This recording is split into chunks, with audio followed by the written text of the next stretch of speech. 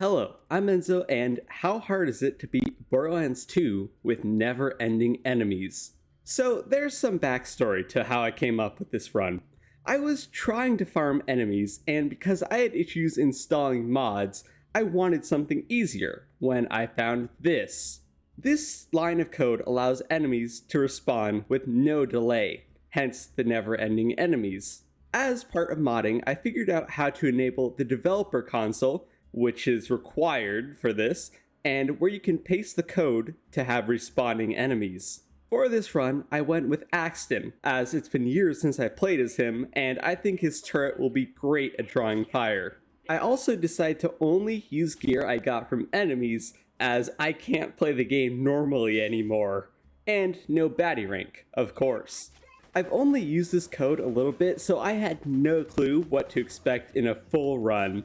But after seeing the first set of enemies you can encounter in the game respawn, I was super excited to see what I would find in this run. Oh god, it started. And I have to say, it's super weird to clear out a bunch of enemies just for them to respawn. I don't know about you guys, but I always need to clear out all enemies in an area before I can continue. It's just how I play. But that's impossible in this run. So I'll kill the enemies at least once, but sometimes I forget they respawn and keep killing them until my brain turns back on. Since I'm using the starter weapons, Knuckle Dragger was super easy. I even reloaded the game and killed her again, but sadly she doesn't respawn. Now for Liarsburg. The enemies don't seem to respawn, and that makes sense because this is a peaceful area once you clear it out initially. However, the two Bullymong areas for This Town Ain't Big Enough do respawn, which is neat. The best part of this run was how a fire barrel spawn camped the enemies, which is a very nice change of pace. Southern Shelf Bay is normally difficult, but not getting a single break from the enemies makes it even worse. After barely scraping by, I killed Midgemong, but they don't seem to respawn, even after turning in the mission and reloading. Everything else was going normal until something unexpected happened. The Suicide Psychos respawn. I was not expecting this, and that's going to be a slight issue. I have no option but to run past them, and nearly die during my attempt. Compared to that, Boom and Boom weren't too difficult, and I killed them using some cheese I recently learned about. It's only at this point that I really started to think about how the rest of the game would go, especially after seeing the Suicide Psychos at the gate respawn, and the gate enemies respawning. I also find the next area to be super difficult, mostly due to enemy density, and having them respawn constantly does not make things easier at all. One thing I didn't think about or expect was the baddie marauder that comes out of the shipping container to respawn. He could make a good loot and XP source. So everything has been going smoothly so far, but this is where I encountered the first issue with perma-respawning enemies. As for most things in this run, I did not think about the enemies beating up Claptrap. You have to kill all three of them to progress. The only issue?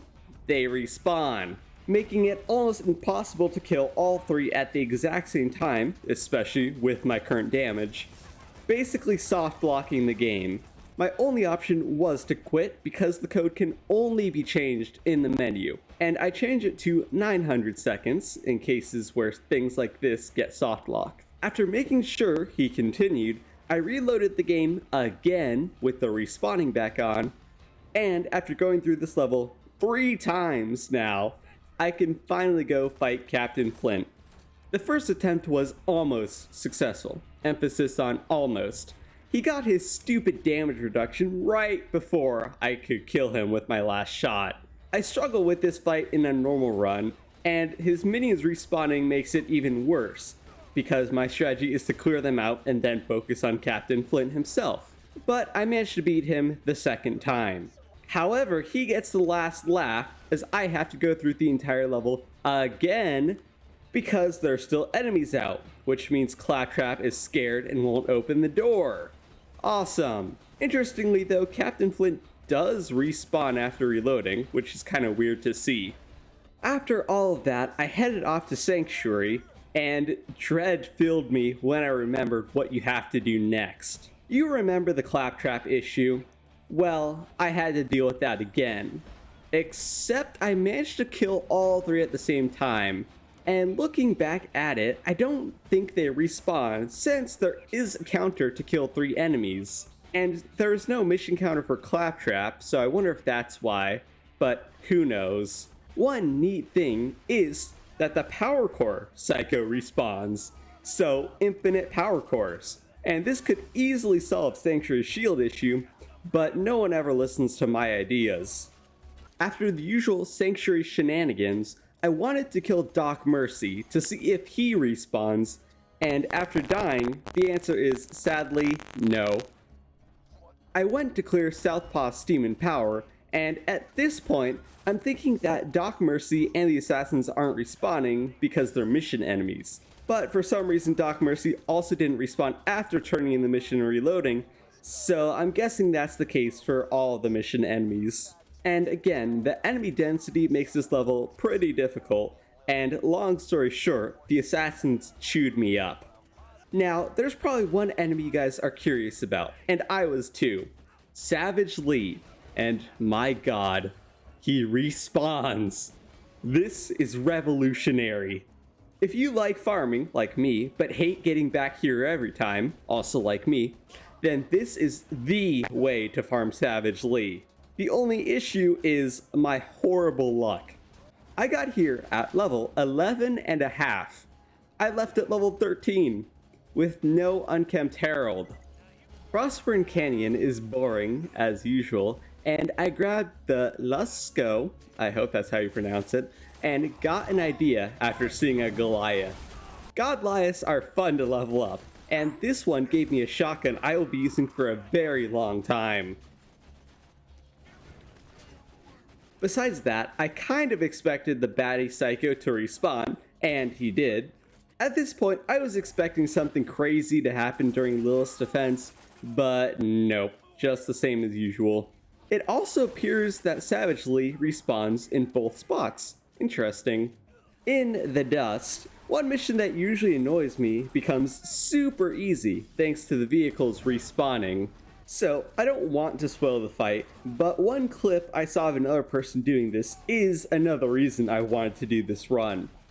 Badma respawns, which although he doesn't have a dedicated drop, he is one of the best XP farms in the game.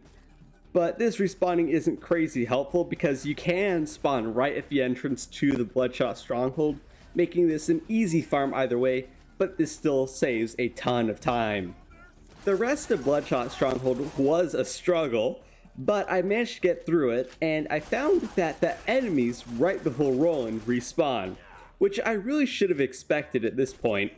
And do you guys remember the Suicide Psychos from earlier? Well, the exploder that opens the door also respawns. As you can tell by my death, I did not expect that. I also find it funny that he explodes in the same spot because that's what he's programmed to do. The ramparts is where things get really weird. There are both bandits and robots up here, and some of them has special animations, so I knew things would get weird here. Another issue I was thinking about was the game crashing due to the insane amount of enemies on the map, so I was trying to get through the map as fast as possible.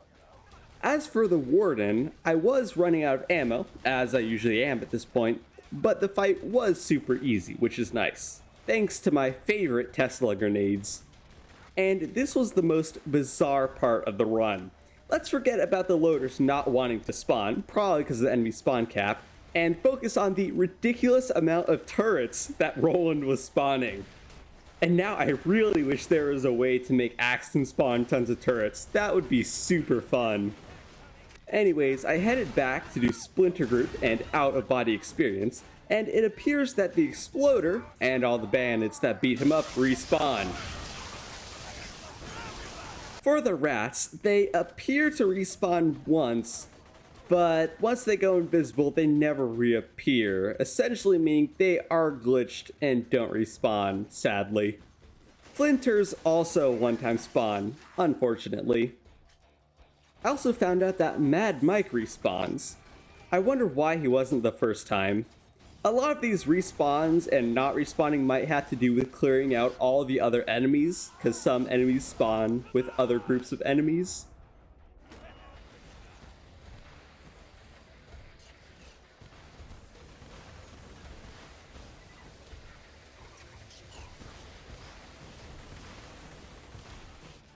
I was interested to see how Tundra Express would go, and I really liked being able to kill an infinite amount of our kids.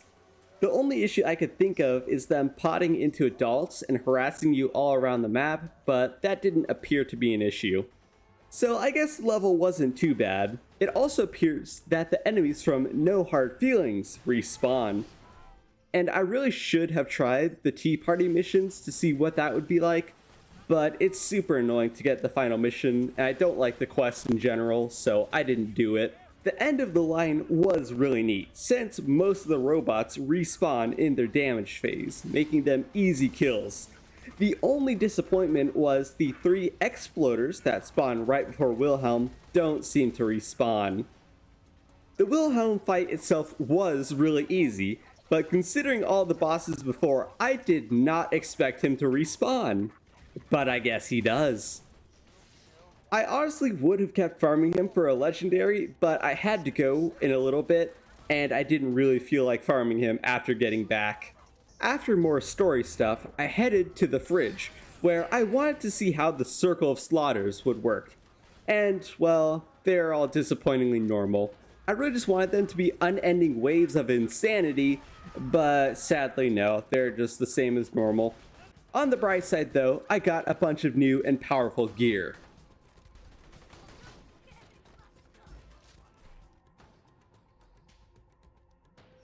Not wanting to deal with the unholy amount of rats that were here, I speed ran through the fridge and the Highland Outwash, since the enemies here are underleveled and not worth the effort for them to just respawn. Here's some more cheese I learned about to skip over this bridge. I had a feeling that the exploder here would respawn as well, and I really didn't want to risk it. The constructor stayed dead, but the gluttonous Thresher had other plans. This was another unexpected respawn, but also an interesting one. For the beacon defense, it also appears that the enemies that are moonshot in don't respawn, but the surveyors and other Digistructed enemies do. And considering how much I hate surveyors, I regret respawning enemies, as now they just harass me constantly. Back in Sanctuary, the only interesting thing was this guy dying, and then respawning, then disappearing. Okay.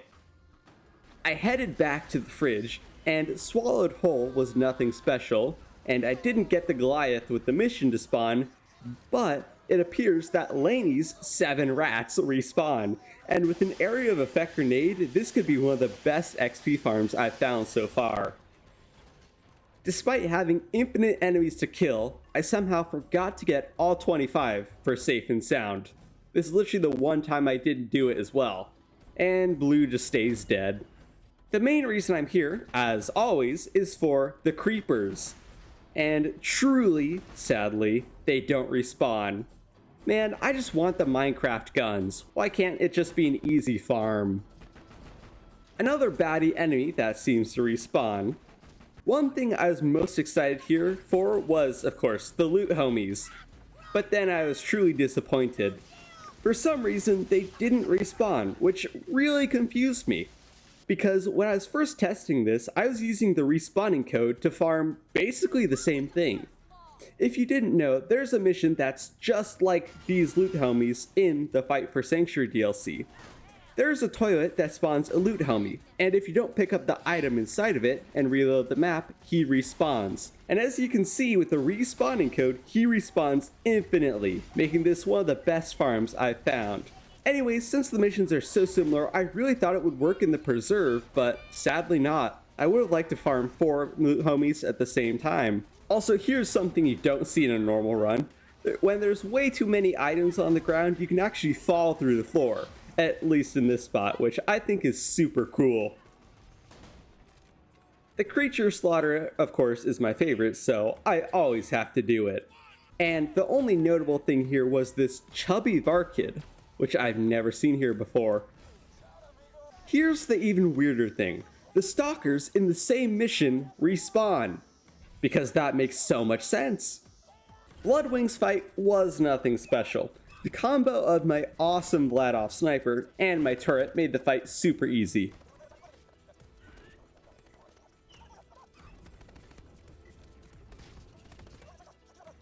The thing I was super interested in is the enemies that spawn when you're leaving the preserve. And it appears that they respawn and immediately get one shot by Mordecai, making this a great loot farm, but not the best for XP or revives. I ran through 1000 cuts because of how overleveled I am, and sadly the initiation was also normal. I was really hoping for something different, and I was continuing normally until I encountered a problem. The loaders respawn, meaning that Brick decides to stay back and keep fighting them infinitely. I really thought I would have to reload the map, but it appears that his AI prioritizes the beacon, meaning I can progress normally. Well, I have to clear the first wave of enemies before I continue, at least. There's also a loader that spawns near the edge here, and I know what I must do. I had no clue what to expect from Opportunity. I had to kill Foreman Jasper, and interestingly enough, he respawns, which means I'm definitely gonna farm for the Black Hole Shield. And Handsome Jack's body double was sadly normal. Back to 1000 cuts, I really thought the exploders that spawned from the crate would respawn, but that's not the case. However, the Hyperion soldiers that spawn next to the door do. And it's always so weird to see enemies just spawn out in the open. Then, for my favorite respawn so far, the infamous baby turrets. I'm a huge fan of Lil Gas Mask 666, and even though the door opens after you kill them once, I wonder what he would think of this cursed combination. Speaking of cursed, the baddie constructor respawns. I really did not expect this, considering the other one earlier on doesn't. The soldiers here also respawn, which I was definitely expecting, but not the constructor. For the bunker, I had a strange feeling that the autocannons would respawn, and I really wanted to see that, but it appears the first autocannon respawns and then becomes bugged. Thankfully not shooting me, but the rest were just normal. Thanks to my good weapons and still having good Tesla grenades, the bunker was also super easy. I was curious as to how Control Core Angel would go, but sadly normal, combat-wise at least. What do I mean by this? Well, everything seemed normal until I destroyed the first injector. It was destroyed, and it counted, but the shield was still there. I didn't think any of this at the time until the second injector just refused to die. This was a major issue, and another thing likely bugged by the respawning code. Since the rest of this map was just normal, I turned off the code and did it normally. Also, here's what makes the baby turrets truly cursed. They seem to be the only autocannons that respawn. I hate Sawtooth Cauldron, so I want to get through it as fast as possible. This map is super difficult normally, and not getting a single break due to the respawning enemies makes it even worse. Thankfully, the ambush commanders were one and done, so I didn't have to deal with them constantly, and Mortar also stayed dead. On the rooftop, I really expected the buzzards to respawn, but I guess not. The bandits are another story, but I have my lovely turret for pressure relief. In the Arid Nexus, I was hoping that Hunter Hellquest would respawn, But I guess not. There goes my beast shield farming. The thing I was not expecting here was all the enemies that carry rocket launchers. They are a menace normally, but since they're always alive, makes them even worse to deal with. The pumping station I was truly dreading was the underground one. Since I know there are 3 types of loaders that spawn here, I had a bad feeling of what was to come. And it appears that dread was justified. All 3 types of loaders respawn, crowding this with enemies and making it infinitely worse than it normally is. And of course, tons of Hyperion Hawks in the last one. In another run where I tested this a bit, I knew what to expect in the Badlands. Good news! Hungry Like the Skag is super easy thanks to respawning Skags, because I normally have to reload the level due to my horrible luck. Bad news! Bonehead doesn't respawn for some bizarre reason. Even Saturn doesn't respawn.